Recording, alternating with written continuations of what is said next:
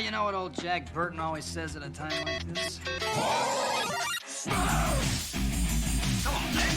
I'll bite your legs off. I can take it. Great power comes great responsibility. We have a hope. Get to the chopper! And leave. To the flesh wound. I am the father.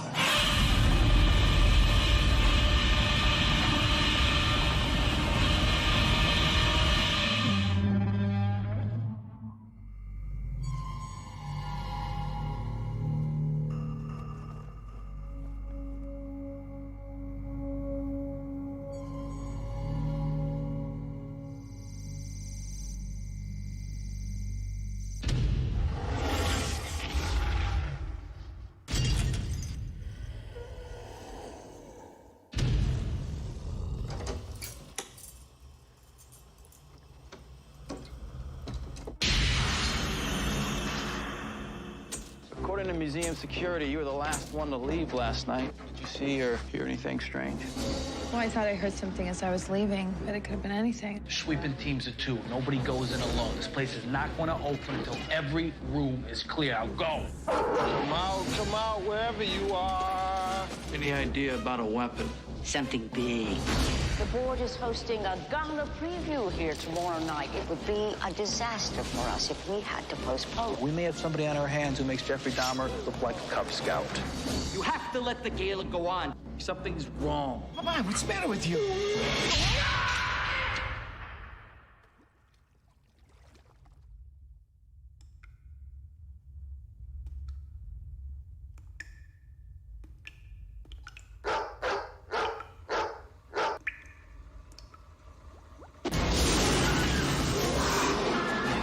33% Homo sapien. Pardon me? What are you talking about? Gradual extinction of the human race.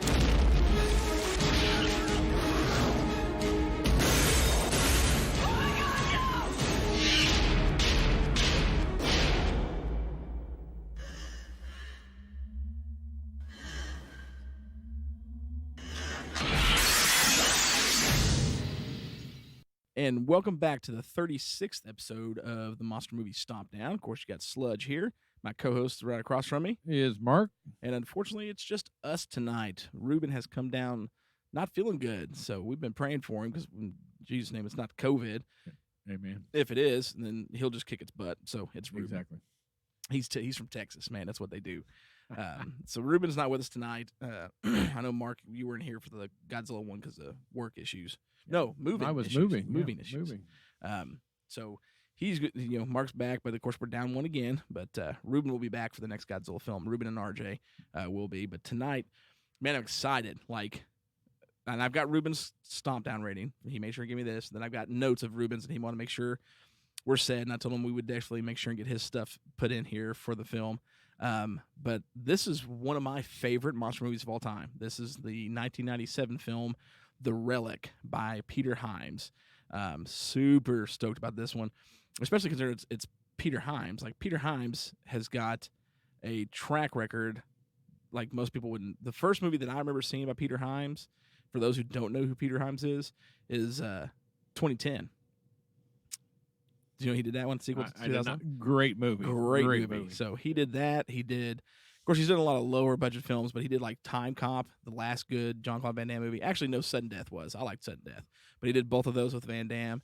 He did End of Days with Schwarzenegger. I liked it too. He did A Sound of Thunder. I don't know if you've watched that. 2004-ish, 2005, I think. Yeah, 2005. Days of Thunder, yes. Sound of Thunder, no. The Sound of Thunder's good. Sound of Thunder is actually a Ray Bradbury story that was made the film, and it's awesome. It is so That's good. one I need to check out, probably. Oh, definitely. And then he did The Musketeer, which is a great movie. So I mean, he's got a good long line of really, really good movies. There's another classic movie I'm trying to think of what that he did. I'm honestly having to look it up, folks. For once, Sludge just want to look something up. I'm trying Capricorn 1.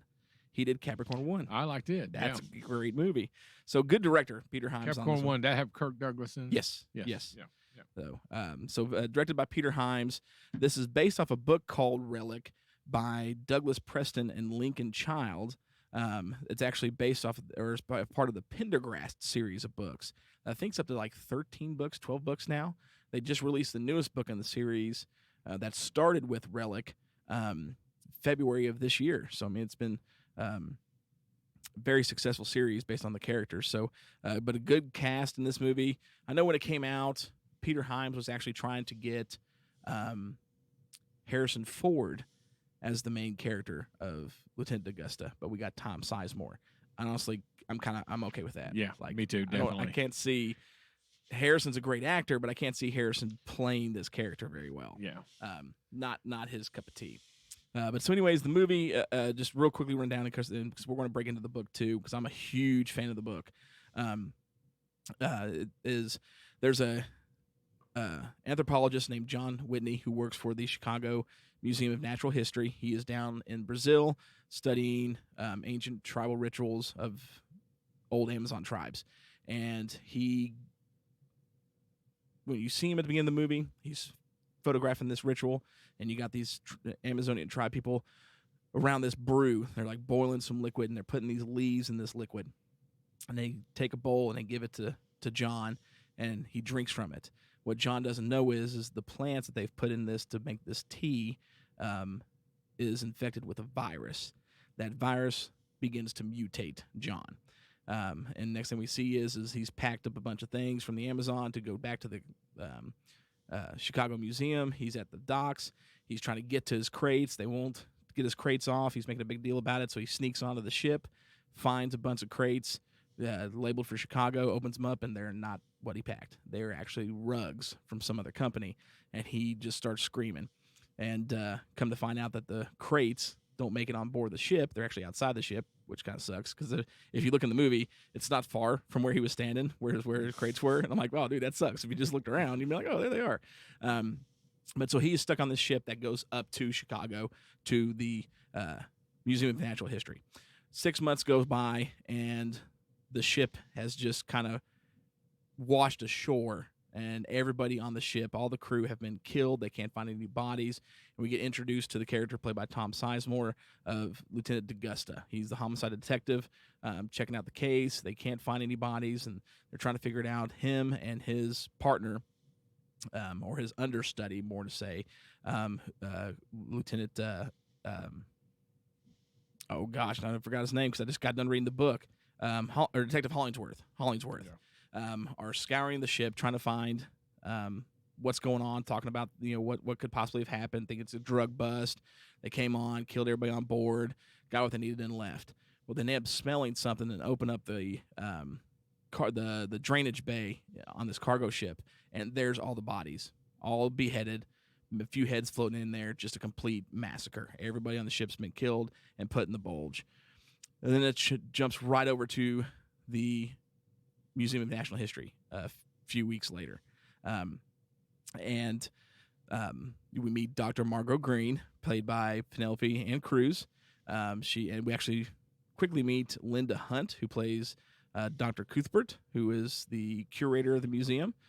We then meet Dr. Greg Lee, not long after that, who's played by Chi Mao Lo, who people might recognize from Mortal Kombat. He was Liu Kang's little brother that gets killed in the movie. So you see him. He doesn't have any huge roles, but he's the annoying character in this movie. Dr. Lee is, because you want to hate him, and when he finally dies, you're really happy about it because he just annoys everybody. And then, of course, we meet the amazing Dr. Frock, who's played by James Whitmore, who does a phenomenal job in the movie. And kind of get to the feel of just to the characters. Dr. Green, she's a evolutionary biologist, as she puts it, trying to explain to some kids that are there on a school trip, trying to figure out where our tails went. And so we meet a few of the characters, and it gets the scene set there in the museum. They're actually in the process of fixing to kick off a big new exhibit called Superstition, which breaks down different superstitious rituals and beliefs all across the world and across time. And so they're setting up for this big, huge gala event where they're going to have tens of thousands of people, including the mayor and all the rich people of Chicago here. So it's a big, big event. Dr. Green, of course, is trying to get a grant through this event for her program, what she does there at the museum. And they kind of go about their way, and then close up shop for the night. And one of the security guards, who's a character that we'll talk about here in just a moment, goes into the bathroom during his little trail, walking through the, doing his shift runs, make sure everything's locked up, to smoke a joint in the bathroom. When he goes to smoke a joint in the bathroom, the door opens and he thinks it's one of his partners. Nope. All of a sudden, this massive claw comes out from underneath the stall, rips him underneath, and he is just ripped to shreds. Head removed, brain taken out, just annihilated. Ugliness. So then D'Augusta is called in to investigate this murder. They want to close down the museum and to be able to find out what's going on, because they think that there's a serial killer here that could possibly still be in the building, and it just ensues from there. So and to make a note, D'Augusta is highly superstitious. Yes, and superstitious. So he's not liking any of this. No, not at all. Actually, when he's in the bathroom, Hollingsworth goes to step over the body, and he's like, "What? No, it's bad luck," Or when he's talking to Margot Green, Dr. Margot, she goes to pick up a penny off the ground, and he's like, "Oh, is it face up or face down?" She's like, "Face down." Don't touch it; it's bad luck. And he's always carrying this bullet with him, which he explains later in the movie. His first tour is on the beat as a beat cop. He sees somebody who he thinks has locked his keys in his car, and he goes over to help. And what he doesn't realize is that the guy had just robbed a liquor store a block down the street. And by the time the guy realizes, and he's just frantic trying to break into this car, he doesn't see D'Augusta until he's right up on top of him. And he turns around, pulls a gun out, and shoots him point blank, but the gun never fires. So he talks about, I love some of my favorite lines in the movie. She's like, "So what'd you do?" Dr. Margot he's like, "Well, I took the gun away from him, beat the crap out of him with it." But they did the forensic test, and the bullet's perfect, never fired. And she's like, "Well, maybe that's just an explanation of good physics." And he goes, "Or just good fashioned old luck, or good old fashioned good luck." Yes. So he's very, very superstitious, which plays great in this with the superstition exhibit, and then the superstitious stuff that's kind of behind this creature. So the creature has made it from John Whitney has turned into this creature and is at the museum and starting to kill people, eating the hypothalamus section of their brain. And so they have this huge mystery trying to figure out what's going on. They got this exhibit going on. They want to close it down, or D'Augusta does, but thanks to one of the characters, the security guy, not Parkinson, I'm trying to remember his name now. I can't even think of his name. But anyways, the security guy, lead security guy at the museum, calls the mayor, tells the mayor that they caught the murderer, because two of the characters are the cops that work for D'Augusta are looking down the tunnels or the basement levels of the museum, because there's miles and miles of tunnels. They come to find out that there's actual tunnels in the museum that link up back to the port where the ship was, and that's how the creature has gotten to the museum undetected. Two of the cops find a homeless guy down there, shoot him. He's massive. He's like almost 7 foot tall. He's got an axe. He matches the description of these two little boys that had seen him. He's even got like a necklace from one of the victims from the boat. I think it's called the Santos Morales, that we find at the beginning of the movie where everyone's been killed. And so everyone believes, well, this is it. This is the guy. But D'Augusta's not falling for it. He knows something's not right, and refuses to let the gala go on. But when the main character calls the mayor says, "I'm so glad you're going to let the gala go on." And so he has no choice. So he ends up deciding to lock off everything but the exhibit area of the museum to let this go on. And unfortunately, it all goes to crap, because the beast, known as the Kothoga in this movie, starts to wreak havoc, kills several officers, several people, kills Greg Lee, which is great. I love that scene. And then they end up having to try and rescue the mayor and about 30 other people down through the basement levels of the museum, through the tunnels, to get them out across the street, because the entire museum's been locked down by steel doors. And the creature starts to pursue them down there. So it's up to D'Augusta and Margot to figure out what this creature is, get down there, save those people, kill this creature in the process. Great movie. Margot ends up blowing it to flames in the film. And just a super fun, super great monster in the dark movie. And one of the things I loved about this movie is the fact they did it really much, because it gets a lot of Alien comparisons, because you don't really see the creature until the last third of the last third of the film. You know what I mean? Towards the end. Right. First 2/3, you really don't see it. So great movie. It had a budget of about $40 million is what I'm seeing in most places. There's been a lot of, it's weird because most of the time I don't see this in movies, but a couple places said 60 million, one place said 70 million, but most places say 40 million. And around that time frame and era with this type of movie, 40 million sounds about right, 40 to 48 million. When this movie came out, they were actually expecting it to bomb. It came out in January 1997. They were actually expecting this movie to bomb completely. It was number one the first week it came out, and actually grossed a little over $9 million its opening weekend, which is huge for a horror film, especially in the month of January. That's not horror film season, you know what I mean? That just does, you don't get those type of movies then. Right.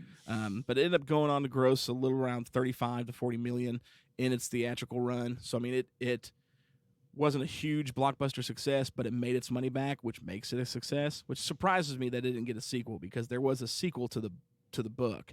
The sequel is called Reliquary. But great movie, super fun movie. I absolutely love this movie. It is.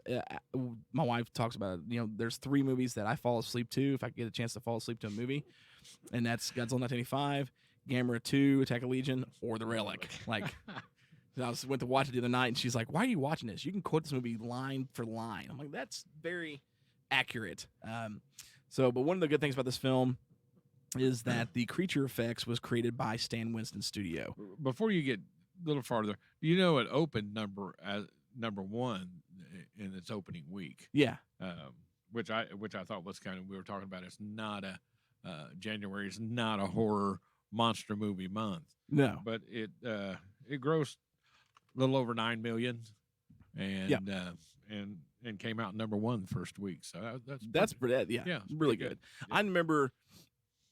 Well, we'll get in this in a minute. I'll not forget this, but Stan Winston's crew came on and did the special effects for this. They actually built 3 suits to do the Kothoga creature in the movie, and it was done by the Kothoga was played by Brian Steele, which a lot of people may know or know but may not realize. Brian Steele is there in Hollywood. He's known as the Creature Boy. And Brian Steele has been in a ton of movies. He did a great job as the Kothoga in this. He was most recently in the Lost in Space TV series on Netflix. He was the robot. He was the Bigfoot in Exists. He was in the Predators film with Adrian Brody. He played the Berserker Predator and one of the other 2. I think the Falcon Predator. He was the T-600 Terminator in Terminator Salvation. He was all the major werewolves in the Underworld films. He played 6 different characters in Hellboy 2. He was Samael in Hellboy 1. He's played different creatures in the Resident Evil movies.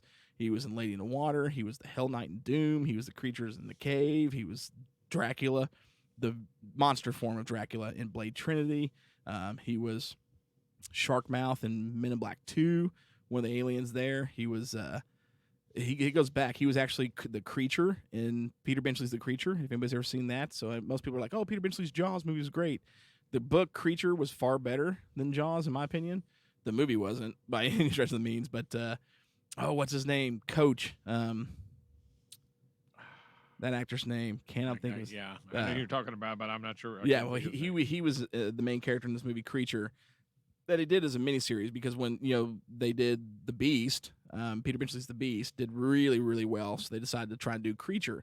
Didn't do so good, but he was the creature in it. He played the bear in The Edge with Anthony Hopkins, or at least during the attack sequence. So I mean, he started his career as Harry from Harry and the Hendersons, the TV series. So the dude is huge when it comes to suit acting. Harry, that was a TV series, Harry and the Hendersons? Yeah. I do not remember. I think it ran like 2 seasons or Really? something like that. Oh, yeah. Yeah, they did a show for Harry and Hendersons. It was a great show. I love the movie. The movie's awesome. Yeah. Oh, it's so good. Now, fantastic. Brian didn't play Harry in that. That was, cannot think of his name. That he passed away. Played the Predator in Predator 2. Man, he's Kevin Peter Hall. Kevin Peter Hall played Harry in the movie. I just knew back in the day when I grew my beard and had my hair, you guys that I was Harry. I do remember those. Yep, things. you were Harry from Harry and Hendersons. Yeah. A little bit shorter, but a lot shorter. But Stan Winston's crew came in and did a phenomenal job.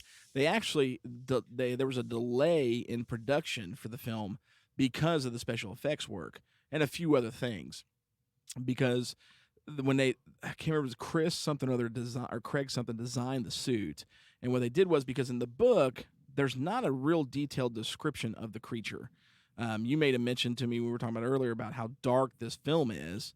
The book is even darker. I mean, there's you what little bit you get to see of the creature, there's not a whole lot of light. I mean, you don't really get a full on look, but what glimpses you get in the book is utterly terrifying. So they had a little bit to work with, and so they designed, I think, like 15 different designs, and told Peter Hyams, hey, pick which one you want, and he picked the one that we see in the film. It was his favorite. And it's a, not a bipedal creature by any means. I mean, it walks on all fours, and it's about 6 foot tall from the bottom of its feet to the top of its back, and 15 feet long is how long the suits are. And so Brian, and then there was another suit actor too, Vincent something or other, played the Kothoga a little bit in the movie. They had to use stilts in the suit because the suit was built to be fit around them, and the whole big neck and head pieces they were made of aluminum and plastics, but it was all mechanical and servos and controlled by puppeteers. But they had these massive stilts they had to walk on, and it was super difficult for them to do because it was just they literally said it was like a Herculean job because it was just so hard. So building the suits took a little bit of time. Another thing that happened too was location, because most of this was shot at the Chicago Museum of Natural History in Chicago. The underground, like the tunnel shots where they're in the water and stuff because it's flooded, that was actually done in L.A.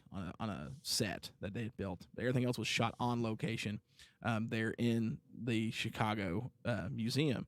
But in the book, it doesn't take place in Chicago. It takes place in New York at the New York Museum of Natural History, which is originally where they wanted to shoot the film, but the museum said no, because in the book, there's a lot more going on than what we get in the movie, and several of the higher-up people at the museum are pretty greedy, covering up bad people. Like, they're not good people at all.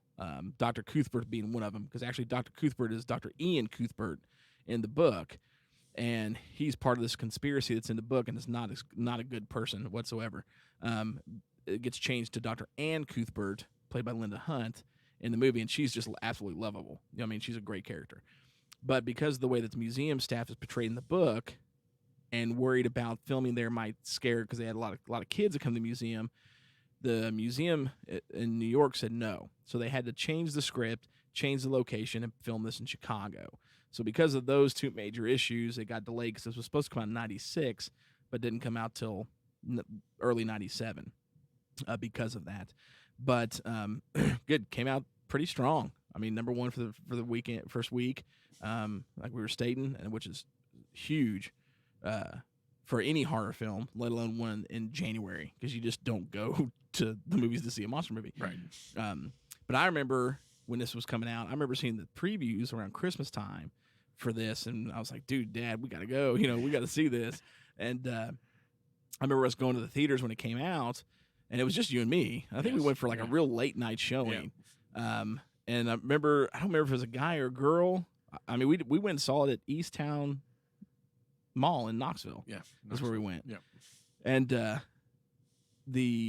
whoever we bought the tickets from, I remember saying, are you sure you want to take him in there? Because there's been grown adults being afraid of this. And you're like, oh, he could handle it.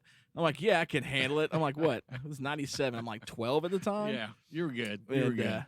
And we go in, and I'm like, I can handle this movie. And because, I mean, it's bloody. There's actually a couple scenes that were deleted from the movie because it was deemed too bloody, that they were afraid it would scare the audience too much. Yeah. So they took a couple scenes out. And didn't get scared the whole movie. I mean, I loved the Kothoga. I mean, I loved every bit of it. But that freaking cat at the beginning of the movie scared the crap out of me. So when the beginning of the movie comes on, they're on the boat, the Santos Morales, D'Augusta, and Hollingsworth. And they're looking around talking about what could have happened and things. They're checking all the crates. Hollingsworth's running his flashlight over these crates, and all of a sudden he goes across this little crook in between two crates, and this cat jumps out and screams and scares him. Scared me too, man. I came out my seat on that part. So nothing with the monster or the actual murder scared me, but that cat. That's why I don't like cats. I'm going to have to take him out of the theater because a cat got him. Yeah, it was terrible. But I mean, super, super fun film. They did a phenomenal job designing the Kothoga in this. Now, I will state and jump into the book a little bit because there are drastic differences between the book, which was a New York Times bestseller, and the actual film. But the Kothoga, I mean, they got a mixture from the head's very spider-like as far as the face and then the mouth. Then there's mixtures of course, alligator, lion, and something else. I can't remember the other one. But there was 4 creatures they really kind of combined together in the final design that was picked, and did a phenomenal job creating this creature. I think, to me, the Kothoga is one of the best looking monsters in a horror monster movie that I've ever seen. Just super original and just right up my alley. But the book came out in 95. Is drastic, it's pretty different. There's a lot different. The biggest thing being a character that was left out of the movie called Pendergrast. Pendergrast is an FBI agent that comes to work the case. Because in the book, when John Whitney, well, in the book his name's John Whittlesey, but of course they're like, that's too weird of a name, let's just call him Whitney. He's on the expedition looking for the Kothoga. In the book, the Kothoga is actually the tribe that you see at the beginning of the movie. They're called the Kothoga, and they're like a legendary tribe and almost don't believe to be existing anymore. Well, he believes they still exist. So that's why he's down there in the Amazon trying to find them.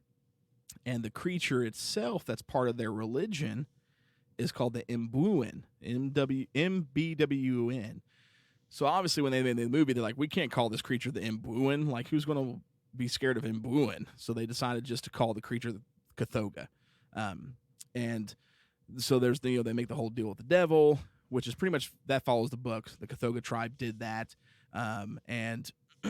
But it gets, I mean, it's pretty dark, the book. I mean, so they go and I can't remember the name of what would be the devil in their, religion or whatever. It starts with a Z. They're needing his help to stop their enemies or keep their enemies at bay, which pretty much falls in line with what they give you in the movie. But what they leave out is, in order to do this deal, the devil, or start the Z character, tells the Kothoga tribe, in order for him to help them, they have to kill all of their children.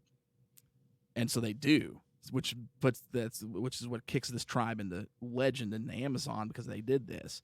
And then he gives them what they call the son of the devil, the Mbwun, which is actually this plant that we see in the movie, the leaves. It's actually like a fiber plant in the book that is is loaded with a virus that transforms whatever eats it and just loads the victim with reptilian DNA and starts mutating them. And that's why we get the creature John Whitney turns into the Kothoga in the movie. And in the book, same thing. But between his expedition in the Amazon and the museum incidents, when they start, in the movie it's 6 months. In the book it's 7 years. And you've come to find out, because the reason Pendergrast comes in and is the main character other than D'Augusta, is when he goes to try and look for the leaves at the port in Brazil. He actually does find the crates in the book, and gets on the ship that way and is with the crates. But it goes from there to Louisiana, and there's a huge slew of murders, because the crates are then taken from there to New York while he's still in Louisiana.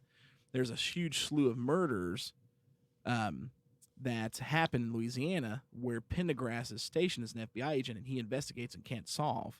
Because what ends up happening before he can solve it, Whitney, or the Mbwun, the Kothoga monster, goes from Louisiana to New York to the museum. And so there's 6 or 7 years it happens there in the book, 6 months in the movie. So they cut a lot of that out, and then especially the Pendergrast character. The Pendergrast character works hand in hand with D'Augusta, Lieutenant D'Augusta with the NYPD, or the Chicago PD in the movie, in trying to track this killer down. And you see but they kind of combine the character for the movie. D'Augusta in the movie there's a lot of what the Pendergrass character does. D'Augusta does a lot of parts of his kind of his superstitious side comes for Pendergrast as well. And then of course you got all of the D'Augusta traits except for his cigar smoking. In the book, he smokes cigars. And then they really kind of kept a lot of the characters the same. You see one of the cops, the black cop Bailey, who gets killed in the tunnels. He's actually in the book, but the character Hollingsworth, that his detective partner in the movie, is really Bailey in the book. But Hollingsworth doesn't get killed. He leads them down through the waterways and gets the people out. Bailey, the black cop, does get killed. Well, in the book, Bailey is his partner. He leads them through the tunnels with D'Augusta because Pendergrast is actually up in the museum with Margot trying to stop the creature. Bailey gets killed in the book. So they kind of, there's changes there. But as far as like how, the biggest drastic one was the Pendergrast character being gone, which is, to me, was when we get to the scores, is why it got the score it got for me, because the character from the book is phenomenal. It's so good. Again, we're talking at the beginning of it. There's like 12 books out now based on they're called the Pendergrast series, and almost every book is Pendergrast and D'Augusta tackling some kind of mystery or crime, and they're phenomenal together. I literally read the Relic again for a second time Monday and Tuesday. We recorded. It's Thursday night here because we always pre-record these. But then I immediately got Reliquary and it's done. I already read it too, like the sequel to the book, and it's so much better than Relic. And it's really the characters. Pendergrast is a phenomenal character. So is D'Augusta. But I don't think they could have picked, with the way he is in the book and how he is in the movie, Tom Sizemore was the best choice. Absolutely best choice for the character. So a lot of cool stuff, but for the movie. Oh, one of the things I did want to say before we talk into what we would like, didn't like, the guard that dies in the movie. Yes. Okay, I told you this before we started recording. I'm like, hey, you've seen him before. So he's the first character you see die in this movie and dies in the pot, smoking the pot. He actually was in another movie where he's the first person to die at the hands of the monster in the movie. Do you have any idea what it is? Was he in The Thing? No, he was not. Why was I don't know why I was thinking that.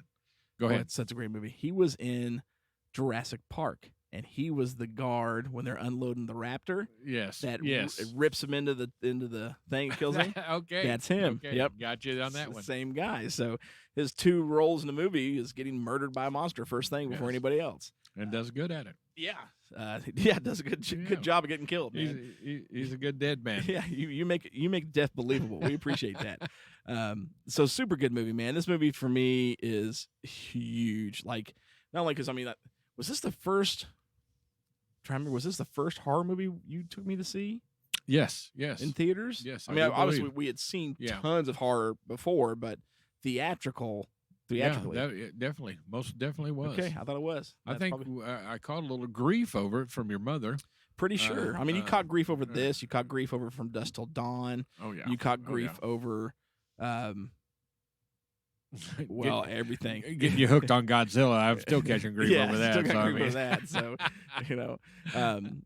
So there was a lot of, hey, but I appreciate you taking the grief, because man, it opened my world up to some great movies. And look what we're doing now. Exactly. Ha Mom. And she don't even listen to these shows, I don't think. So what did you like about the film? Well, I thought great movie, and I think it was being the first horror movie monster movie I took you to. Obviously the best movie in '97, in my opinion. Oh yeah. You just don't have. The acting that was in it was fantastic. It wasn't one of those horror movies that they got to kill all the college students and the girls and all that kind of stuff. And so it was suspenseful. Yeah, they kept you in it. They showed you enough of the monster to keep you going. A paw here or this or that, and so that part of it, I thought they did an excellent job on it. Then when you finally do see the creature, you're like, oh my land, this thing is unbelievable. Yes, it is. So massive. I thought Tom Sizemore was fantastic. In all the characters. I mean, I just thought they were really into it. They kept you very, very into the movie. There wasn't a lull. There wasn't a down time that made you want to kind of doze off or anything. It was very, very good and very Very well paced. very entertaining. Oh yes, from start to finish, and kept you right into it. I think as far as when you know, especially when you're going through and you're adding computer graphics into movies, and especially around that time, you know, they're improving and improving and improving on it, and so you're wanting to make. And I know me and you had commented about talking about some of the scenes using the computer graphics. I differ from you. Right. I enjoyed and thought all of it was really believable as far as the look with the graphics. Well, I liked when it comes to the because I mean, yeah, this was still in. I mean, you know, post Jurassic Park by a few years. So I mean, that level of detail was still growing. Right. And for the most part, for most scenes in the movie, the CGI that they do use, because I mean, this suit was huge. I mean, the suit literally 6 foot tall, 15 foot long. Oh yeah. It's massive, and the creature. I mean, the creature looks muscular and bulky because the suit is muscular and bulky. Yes. It was so hard to do some of the shots that they had because this thing can move. In the book, they actually talk about it can move up to 30 to 40 miles per hour, which it doesn't move as fast in the movie, but still very fast.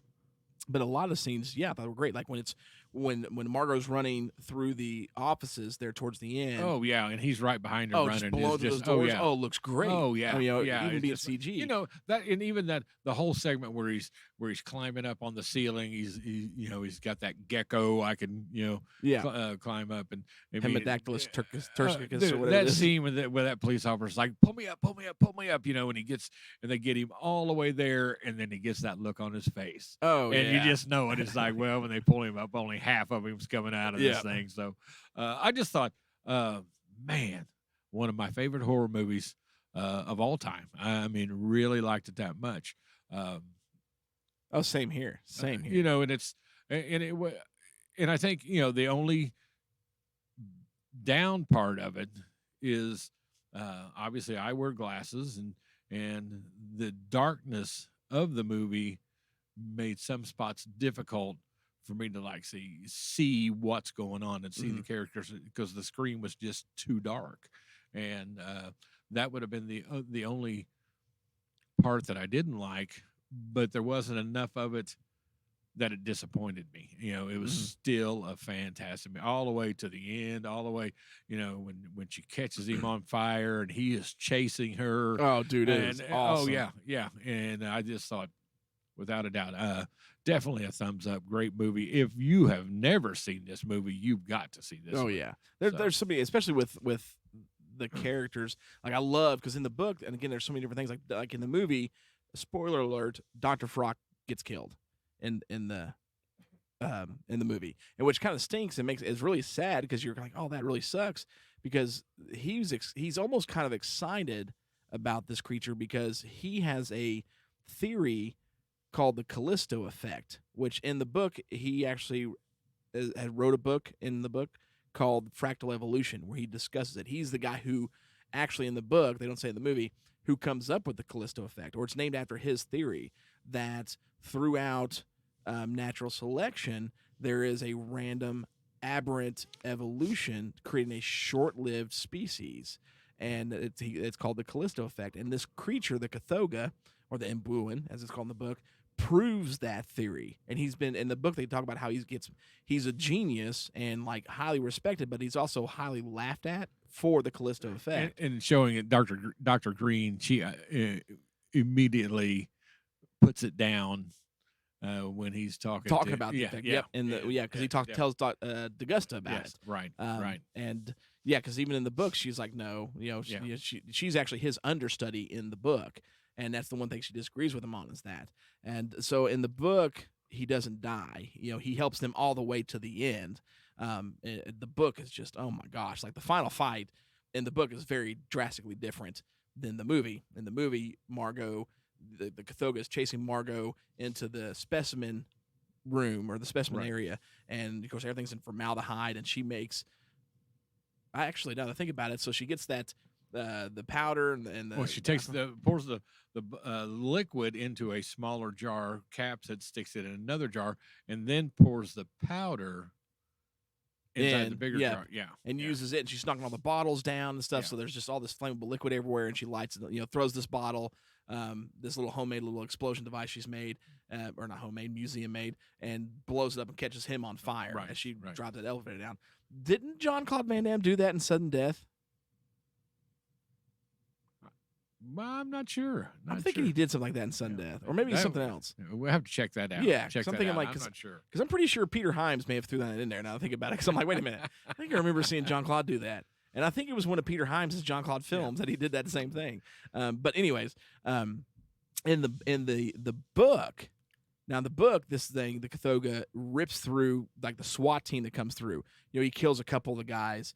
No, he kills the entire SWAT team. There's like 10 of them. They go into an exhibit, and he just massacres them all. Pendergast is the first one to actually shoot the creature. And with the way that this thing has evolved and its structure, its bone structure is super thick. He's got like a Colt 45, and he sees this thing in a hallway at one point, pulls the trigger, and Pendergast is awesome because he keeps his cool in a lot of situations, pulls the trigger and shoots the creature right in the head. And in the book, they describe it as a spark of white, and then this creature runs off because it doesn't penetrate. Its skull is so thick that even that 45 couldn't penetrate the skull because of how thick the bone is. And but when he sees it again later, the creature remembers, because it's John Whittlesey or Whitney. He's got the skin still ripped where it's showing the skull, and when he comes after Pendergast, he comes after Pendergast. But they set a trap for the creature that fails because they don't realize this thing started out as a human, so its intelligence level is through the roof, and it realizes it's a trap. But they end up getting it down a hallway, and the Kothoga is chasing Pendergast and Margot, who are at one end of this hallway, trapped. It's coming right at them. I mean, full force. And Pendergast is trying to shoot it, and Margot's telling him where to shoot to try and get through these bones. And then last instant, it's not stopping it, because they're trying to. He's like, we're going to take its legs out to slow it down. That's the only thing we can do, because we cannot shoot through the chest cavity because it's so thick. Can't through the skull because it's so thick, so we can't hit the brain or the heart.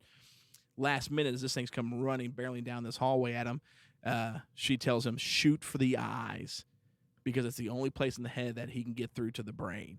And he manages to pull up a shot and shoot the creature right in the eye, and it bounces because of that thick skull all around, and just brains comes flying out the eye socket because that bullet just rips through. I mean, it's a crazy death in the book, but he didn't have the characters, so they had to change the way that he was killed in the movie, and they do a phenomenal job. When she ends up jumping into the maceration tank as everything's blowing up.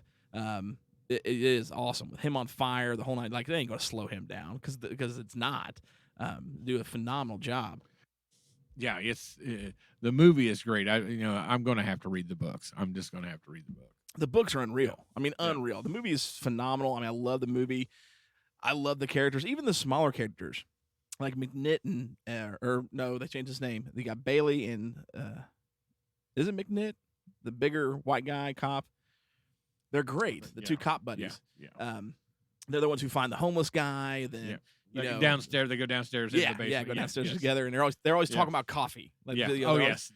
Great characters that they created, that they did for the movie, and they're even like they're at the gala together, and Bailey, the black officer, has got the Pee Wee Herman type bow tie, but then McNelly's his name. They changed it to McNelly. He's got these ruffles, and he's like, you're looking pretty dapper tonight. He's like, I don't know, man. Not really guys wearing these ruffles. And he's like, nah, you look cool. He's like, trying to play it off. Like, they're really good characters. Everybody in the movie, and we don't have there's not a major A-list of actors here. I mean, Penelope Miller, she was in Carlito's Way, the sequel to Scarface. So that was a decent film. She was in The Shadow.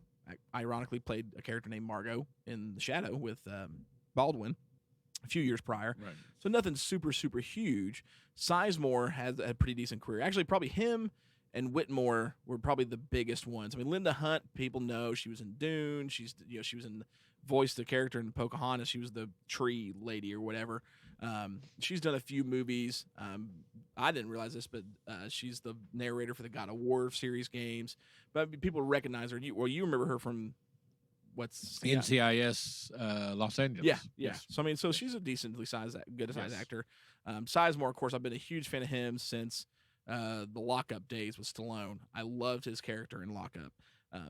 So definitely been a big fan of Sizemore for a long time. So I mean, not A-list actors, but B-list actors who do a phenomenal job. And DeGusta carries the story. Sizemore carries this thing, keeps it moving. I mean, when he's on, I love every character, but when he's on screen, I can't keep my eyes off of him. Like his dialogue and the way he delivers everything, Sizemore just steals the show. He does a phenomenal job. And Himes did a great job. And I don't know if he did it on purpose, because one of the reasons I know, reading the production of the movie, that you actually don't see the creature, because in the book, you don't see the creature really, but I mean, he makes his presence known a lot more before where it happens in the movie. Is they'd already started filming, but we're still working on the suits. So a lot of the scenes in the beginning, they end up not having the creature available. So that's one of the reasons I've heard or read was the reason why you don't see it till later in the movie was because of the production issues with the suit, and they had to get started filming. So I don't know if that's really what happened, or if Haim just really pulled out of Weirdly Scott's book with Alien and said no, or Jaws, the less we see of it until the end, the better. Which definitely, I mean, it definitely worked in this movie so definitely well worked. because I mean, like I think they could have showed the creature off much earlier, and you'd have been like, whoa, you know, I mean, because it's an amazing design and just a monstrous looking creature. But I think it really did help the film holding it off, because it made the reveal that much more just wow. You know what I mean? Like, because I mean, you get small, dark. I mean, you know, when he kills the security guard in the bathroom, you only see his arm come out from underneath the stall. Right. You know, and then you see him again later coming up from the tunnels, but you only see his side of it breathing. Then you see its shadow running up the tunnel, the staircase. You know, so you don't really, that's really it. That's the only actual glimpses you get for the first hour of the movie. But its presence is extremely well known throughout. Like, they did a great job with the soundtrack and directing. So, I mean, whether or not it was production issue or Himes' decision, they did a phenomenal job waiting until the reveal, because when you finally see this thing in full light, it is just amazing. So amazing. And it's a brutal creature. I mean, like, it eats the hypothalamus out of the brain of the of us. And so it's got these two massive jaws, almost like spider jaws on the side, that it uses to sever the head. I mean, it's got a big mouth with tons of teeth. And if you look closely in the suit, it's kind of hard to see in the movie. If you go online and look a picture up of the figure, you can see it. But there's several shots in the movie that you can see.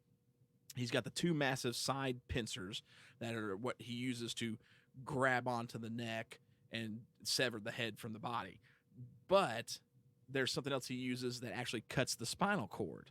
There's another set of pincers underneath its bottom jaw that you can only see briefly a time or two in the film, that are almost like smaller pincers that he uses to grab and cut the spinal cord. I never saw that. They're in Never saw there. it. Like, so I mean, they did an unreal job designing this creature. I mean, just truly unreal job.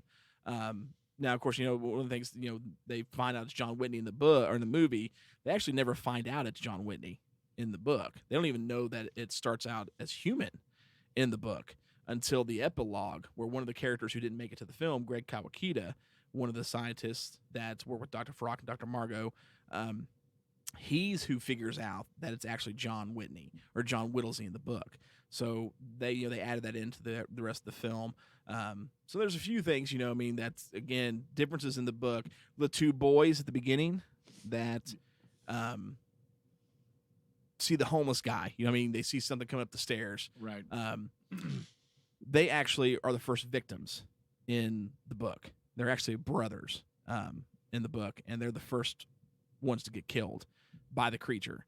Now, in the book, the deaths are much more violent You know what I mean? So the moment that happens in the book, because it's pretty early on in the book that these kids get killed, you're instantly hooked. You're like, oh, whoa, because it doesn't happen. So I mean, I love the book. The movie's just super, super great. Again, the special effects. I mean, Stan Winston. Even I'm obviously have talked about everything I love about this movie. My one complaint when we were talking about the CGI was almost the get-go scene. Like when he starts crawling up the walls to go after the SWAT team, I like all of it. But it's when the light shines down on the face that you really get a look, and it's like that moment, the CG doesn't hold up to me as well. But then all the other scenes where you see the CG, because it is darker, of course, Right. it looks still great. I love it. But it's just that one little scene there. Yeah. And not having Pendergrast, to me, was the other big. I mean, killing Dr. Frock kind of sucked because, I mean, I read the books, Dr. Frock's a cool character. It won't spoil anything, but you're going to hate him in Reliquary if you guys read the books. But, I mean, I love everything about the film. The soundtrack was awesome. Like, it was just spooky. I mean, it instantly puts you on edge when you hear the music for it. They did a great job for this whole thing, in my opinion. I mean, I absolutely loved everything. I mean, from start to finish, there's not many movies. Well, and that's one of those things where I'm kind of glad I didn't read the book because, so many times you hear about, the book is so much better than the movie, and Right. it's understandable. Well, now I didn't read But- the book till after I watched the movie because I didn't read the book for the yeah, first time. you're hyped up on the books, that whole series right now. Oh yeah, mean, I yeah, just got earlier tonight. The third book in the series is called The Cabinet of Curiosities, and I just picked it or downloaded it tonight and I can't wait to get that one started because I mean these characters again, Pendergrast and D'Augusta. I mean, even though you don't have Pendergrast in the movie, they put a lot of his traits and things that he does in the book into the D'Augusta character. You can see why it's so good because you can't help but not love Tom Sizemore's character D'Augusta in the movie. He's great, and he's great in the book, and Pendergrast is great. So, I mean, I'm excited about the series. I mean, I'll end up reading them all. I have no doubts about it because I read the summaries for all the books, and holy cow, some of this stuff gets crazy that these two go through. But even then, I mean, I saw the movie before I read the book, but now I've read the book and its sequel, and I still love this movie. I mean, they changed a lot, but the movie is just so good for me. Now, I will disagree with you on it being the best horror movie of 97, though, because there is one other monster movie that came out in 97 that, to me, I love this movie. I love The Relic. The Relic is, I mean, it probably is one of my all-time favorite horror films.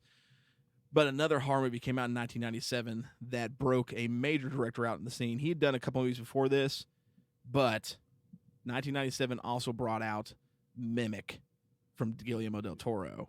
So if that's hard for me because, I mean, to me, Mimic is a better movie. I mean, you remember what I'm talking about with the bugs and the Judas roaches or whatever? Yes. So, I mean, if that didn't come out in 97, that'd be like, yes, Relic's the absolute best horror film of 97, no question.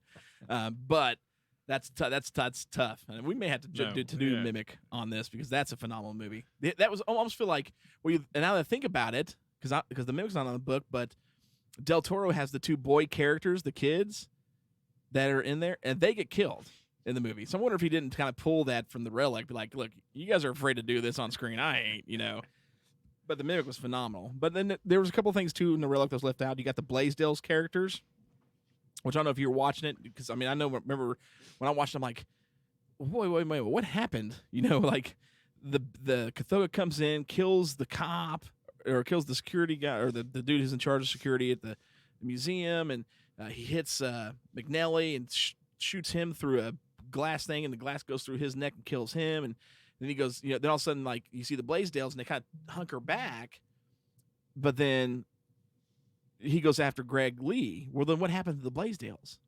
You ever wonder that? Like, what happened to them? Did he kill them? Doesn't he kill her in the tunnel? No, because the Blaisdells don't go down the tunnel. Remember, they stay. Oh, that's right. Because Mrs. Blaisdell can't walk down the stairs. Well, I found out he did. There was an entire scene that was cut out. He ends up, before he goes after Greg Lee, chasing down the Blaisdells through those office hallways where Margot goes running through, closing the doors, and he chases down, kills him in the hallways, and I guess rips him to shreds. Well, when it comes to the end of the movie, and she's running down the hallway, she actually originally fell over the Blaisdells' bodies and sees them just ripped to shreds, and screams and gets up and takes off running again. Well, they felt that scene when they had shot it was too dark, so they took it out.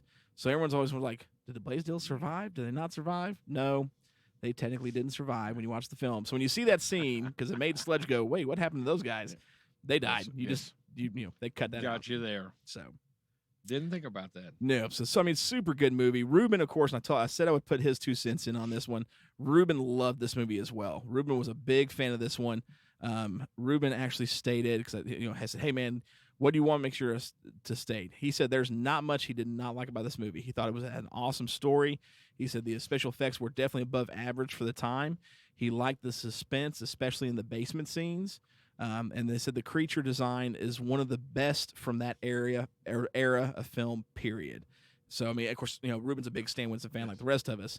So he loved it. And he's actually fixing to get started on the book once he gets to feeling better, too.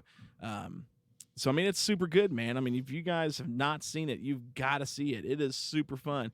It didn't get the best ratings from some people because it's very kind of half and half with it. But if you go, I think it was Siskel and Ebert did a review when it came out, and they were like, this is just an absolutely fun movie. They gave it like a 3 or 4 out of 5.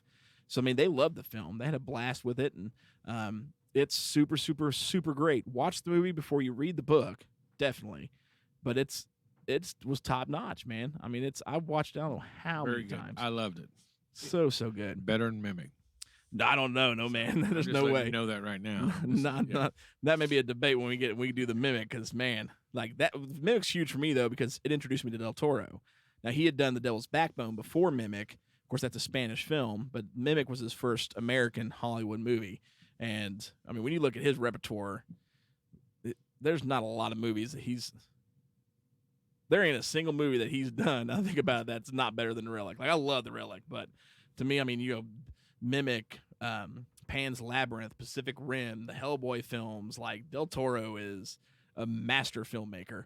But Mimic, dude, that was none of the sequels. The sequels were terrible. I don't know if anybody saw the Mimic sequel. Those were garbage. But that first Mimic movie, dude, that was a good one. That was really, really good. So anything else you got on this one? Nope. Got a definite thumbs up on this one. Very good. Huge thumbs up. This one actually all across the board got a 4.5 stomps out of 5 from all of us. Wow. So that's a first for us right there. Yeah. Yes. So that's pretty. I think only 2 films have gotten 5 stars from us, and that's or 5 stomps, and that's Godzilla and the first Kong. Right. Yes. This is the number 3. This is the next highest ranking we've given of any film. So I mean, we're telling you, this is a blast of a movie to watch. You're going to love it. So you gotta watch it. As long as you can handle dogs being killed. Now, we'll forewarn you that, because that made Ruben mad. He messaged me when he was watching it. It's like, why don't they leave the dogs alone, But, I mean, I tried to tell him, I said, hey, man, at least they only kill one, because in the book, both dogs get killed. Yeah. But one dog gets ripped to shreds. The other one doesn't in the movie, which made another great scene. Like when he goes and kills the cop goes, the Kothoga, they're in the tunnels, kills one of the dogs, kills Castor, and there's Castor and Pollux. Right. And he kills Castor, throws the body down the tunnel back at Augusta and the officers. Well, the guy who's owns the dogs goes running after Pollux, to get him kill the other one. So when he finally reaches up to him, and he's like, "What's wrong? Come on, boy, and the dog is just kind of hunkered down, and there's a little bit of light, and then all of a sudden the Kothoga comes out of nowhere and just kills him off screen. But then you got the light that's on the dog from the flashlight, and you see just the silhouette of its mouth and its jaws and just drool. And I'm like, dude, like this. Like even then, you're at that point in the movie, you still haven't even seen this thing, in full view, and it's just intimidating, man. Definitely. I mean, when I think of monster movies, horror movies specifically, not so much like Godzilla or something like that. I'm like Chud, Pumpkinhead, Relic, The Thing. I mean, the Kothoga design, I mean, it's probably my favorite creature design of anything. Like, I just love. There's a company that makes a model kit of it. and I just haven't bitten the bullet because I cannot find it for under $150. Wow. Not even painted. Like, you got to paint this thing too. You know what I mean? Like, so to get the Kothoga one, I'm like, man, I would love to have that in the collection. You know, it'd probably scare Gavin and Colton like none other. So I'm like, I don't know, maybe I should wait till they get a little older. But I mean, it's one of my favorite monsters, man. And we did 4.5 stomps out of 5. Yes. Worth the watch, guys. I mean, if you have not seen it, definitely pick it up or watch it online. It is such a good film. Every actor does top notch. Peter Hyams did a great job directing this film. The soundtrack's amazing. The creature is freaking phenomenal. Super good movie. Even the character you hate, Greg Lee, like, you love him, but you hate him. You got to. And so when he dies, it's great. It is such a good death scene. So anyways, but so that's the Relic. And coming up soon, well, the next episode, first episode of next month, we're back, father and son duo, tackling the next Godzilla film in the Heisei series with the 1992 film Godzilla vs. Mothra. Yes. Also known as Godzilla and Mothra Battle for Earth, which I don't quite understand that title when you watch the movie, but good movie because, of course, we see the return of the second Showa-era monster. We had Ghidra coming back for the last film. We got Mothra coming back from this one, but we also have a new monster called Batra, which is a big fan favorite. He's pretty much the dark Mothra. Super great monster. Actually, the guy who played Batra in the larval form, which I actually like more than the actual adult version, was the same guy who played Ghidra in God vs. King Ghidorah. Oh, gotcha. So really cool. This was, I think an uptick. Well, yeah, it's definitely an uptick from King Ghidorah for me. So excited about that one. And then next month, we also decided to do another. Well, obviously, we always do another one, but we wanted you guys to pick, and we didn't hear from Ruben, so Mark picked a great film, 2010 movie from Norwegian. It's Norwegian. Norway, that's the name of the country. Norwegian? Yeah, and so I did good in high school, I promise. But so it's a film from Norway. It's actually from Andrew Overhall. He's the guy who just did Scary Stories to Tell in the Dark with Guillermo del Toro. I mean, I'm telling you what, we could probably do, like, you remember the Kevin Bacon game? Yes. Okay, we could probably do that with Del Toro. Like, I'm sure there's some way, John Travolta, do it in 5 movies to get to Del Toro. There's got to be a way to do that. But he just did Scary Stories to Tell in the Dark with Del Toro.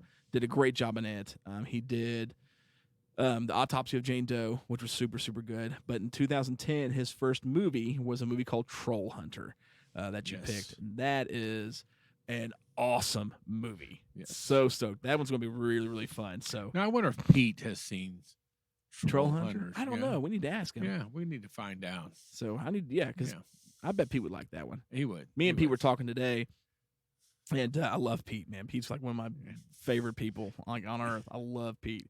And I was trying to find, like, I'm always on the hunt for like a monster movie, especially from the 80s or 90s that I haven't seen.